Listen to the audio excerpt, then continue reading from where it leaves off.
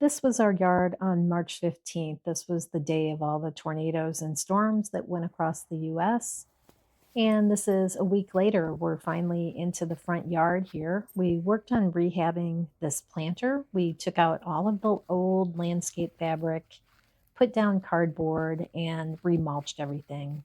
Gave all the liriope or monkey grass a trim, and we actually put in another new plant of viburnum in the front there. But guess what? A day later, 6.5 inches more rain. So that was in addition to the 5 3/4 from the day of the storm.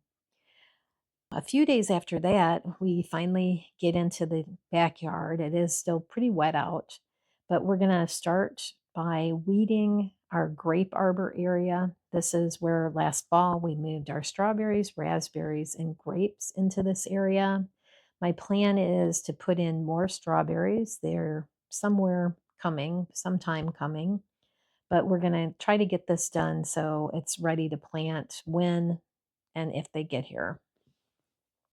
This arbor and the fence behind it are along our north property line, and it's also where last October we took out 5 dead trees.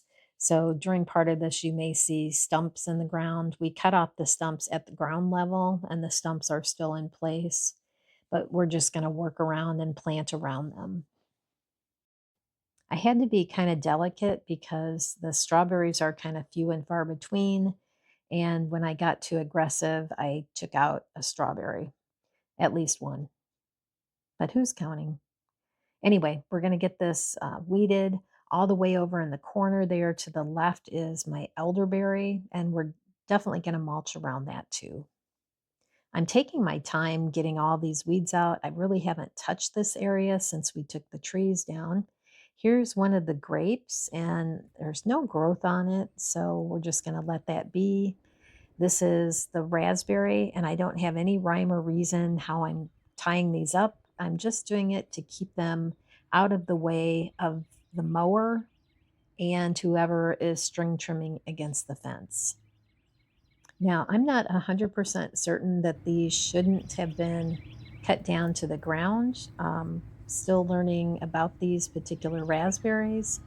So let's just say this is going to be a learning year for raspberries, and hopefully next year we'll know what we're doing.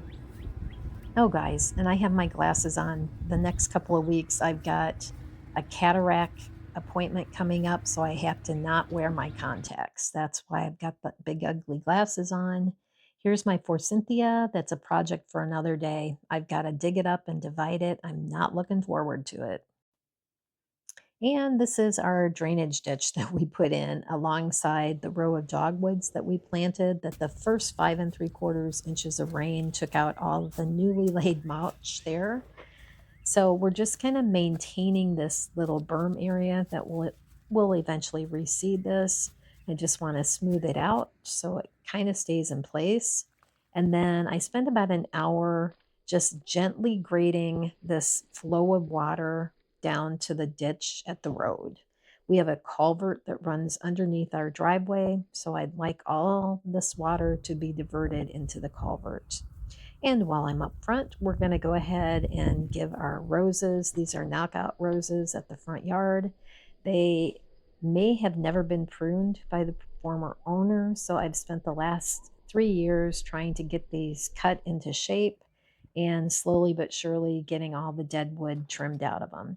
I never have my reciprocating saw up here when I need it, though, because some of that is really thick.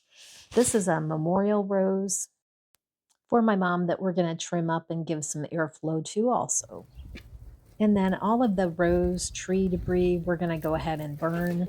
And we've also got some cedar cuttings behind the big stack of firewood there on the back right. We're going to get that all burned up in the next couple of days.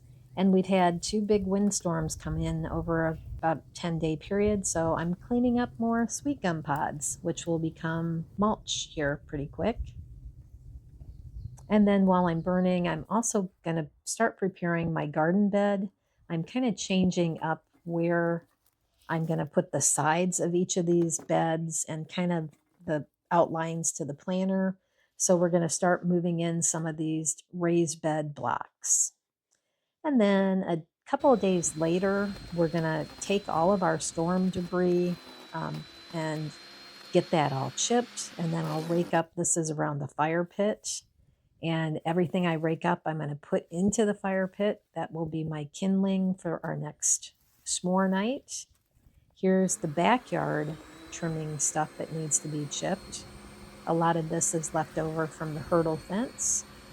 And then all of this mulch that I'm producing this particular day is going back to the grape arbor. And so we've got our cardboard laid out, and then we'll just smooth our wood chips over it. And then when the roses or when the strawberries come, we will just cut holes in the cardboard, move the mulch away, cut holes in the cardboard, and have fresh planting areas for the strawberries. With a pecan tree and 3 sugar maples and 1 sweet gum tree, all very mature, we have lots of downed wood. And so it's nice to be able to reuse that for something that is good for the yard. And then the sweet gum pods that I pick up, this is the planter that I'll be removing all of this lava rock and then refreshing that rock in a different planter in the front yard.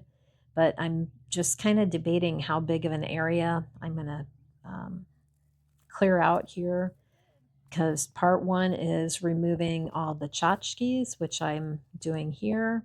And then the next part will be to remove all of this red lava rock. And then the next part of that is, of course, this planter. I don't know how long it's been here, but all of the leaves and the little twigs have now composted. And so I'm going to kind of pick out some of this compost if I can get it pretty rock free and put that in that little bucket that's on my left. And when that's done, we'll take this is a tall kitchen garbage bag or garbage can with sweet gum pods, and we'll start filling in the first area. And then I carry the 2 buckets of lava rocks, I should say, out to this is a canna lily planter that also has some liriope, hostas, and if they come back, some hydrangeas. As I get more pods, we'll just keep refreshing this planter. And then I did finish my last 2 feet of hurdle fencing. This will complete the west side of the decorative fence that we put up. And I'm just going to clear out, just like I did in the previous video, which I'll link down below. I put little pavers down underneath it, so it's not sitting directly on the clay soil. It's sitting on little pavers. Once I get that slotted in place, which is no easy trick because it's an arborvitae apparently, and it's multi-trunked, so I have to kind of figure out how and where to situate it up against the tree. This is connected on the other end with some tap cons into our brick house. And then in between, we've got several, I think they were 4-foot T-posts, 4 or 4.5-foot T-post, to which I have screwed the individual fence panels to. And then they're also screwed to one another. So it's actually quite sturdy and has held up to our windstorms thus far. So here we finally have this pretty much in place where I'm going to put it. So we'll just finesse here with some brute strength the last couple of little things that we need to get out of the way. And there you have it. This is our decorative hurdle fence panel in all of its glory. There is a total run of about 32 feet. And we're so happy with it. Thanks for being here, guys. We'll see you next time from Northwest Alabama.